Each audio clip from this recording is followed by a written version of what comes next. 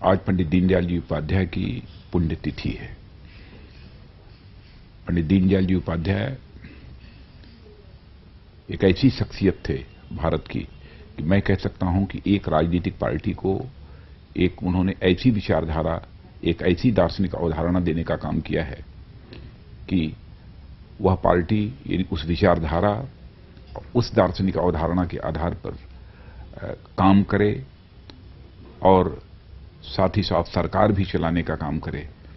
तो मैं समझता हूं कि देश के समक्ष जो बहुत सारी चुनौतियां हैं, इन सारी चुनौतियों पर विजय प्राप्त किया जा सकता है। एकात्म मानव दर्शन, उन्होंने यह एक दार्शनिक अवधारणा भारत की राजनीति में दी है जो अन्य अवधारणाओं से सर्वथा भिन्न है और भारत की संस्कृति, भारत की परंपरा, भारत की प्रकृति के यह सर्वथा अनुरूप है। पंडित दीनदयाल जी का स्पष्ट रूप से यह कहना था कि मनुष्य के संबंध में, समाज के संबंध में, सृष्टि के संबंध में कभी एकांगी विचार नहीं होना चाहिए, बल्कि विचार यदि होना चाहिए तो समग्र रूप से विचार किया जाना चाहिए। मनुष्य के बारे में उनका कहना था कि मनुष्य 4 चीजों को मिलाकर बना हुआ है: तन, मन, बुद्धि, आत्मा।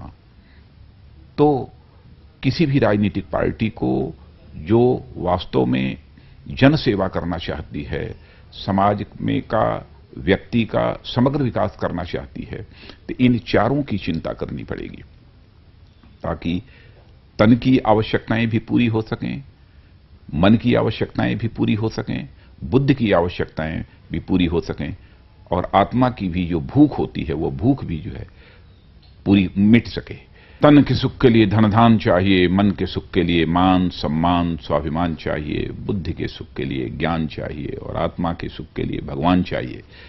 पंडित दीनदयाल जी उपाध्याय का स्पष्ट रूप से कहना था कि यदि मनुष्य के व्यक्तित्व का समग्र विकास करना चाहते हैं तो मनुष्य के केवल आर्थिक विकास के संबंध में ही चिंतन नहीं होना चाहिए, बल्कि मनुष्य के आध्यात्मिक विकास के संबंध में भी चिंतन होना चाहिए।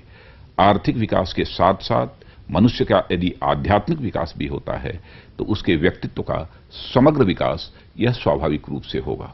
यह पंडित दीनदयाल जी उपाध्याय की प्रेरणा थी। इस पुण्यतिथि के अवसर पर मैं अपनी तरफ से, अपनी पूरी भारतीय जनता पार्टी की तरफ से हार्दिक श्रद्धांजलि अर्पित करता हूं और हृदय की गहराइयों से उनके प्रति आदर की अभिव्यक्ति करता हूं।